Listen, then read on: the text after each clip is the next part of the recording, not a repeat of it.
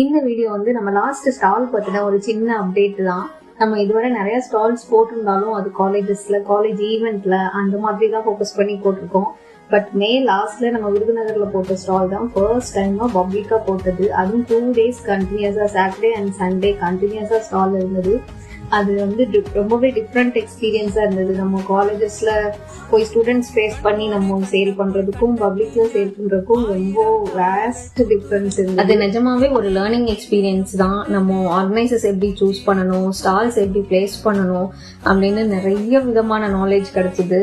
And ஏன்னா இதுதான் நம்மளோட ஃபர்ஸ்ட் பப்ளிக் ஸ்டால். அதாவது பப்ளிக்கை டைரக்டா ஃபேஸ் டு ஃபேஸ் பண்ணும்போது தான் நமக்கு என்ன டிராபேக் ஆகுது, என்ன பிளஸ் இருக்குது நம்ம ப்ராடக்ட்ஸ்லன்னு தெரிஞ்சுது.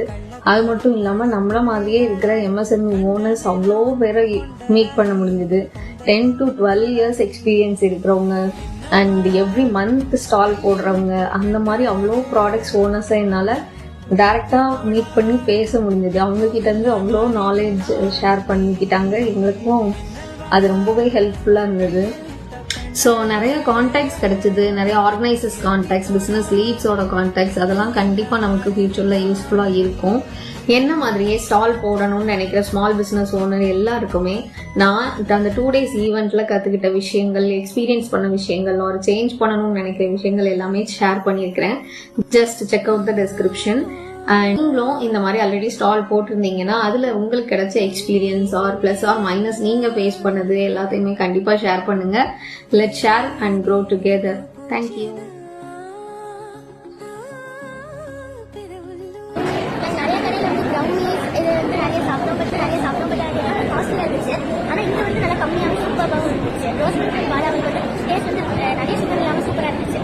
ரெகுலரா வாங்குவீங்களா? கொரியரே பண்ணிடலாம். Okay okay. நீங்க என்ன டேஸ்ட் பண்ணீங்க? ஓகே, அப்படியா? Okay, thank you. தேங்க்யூடா.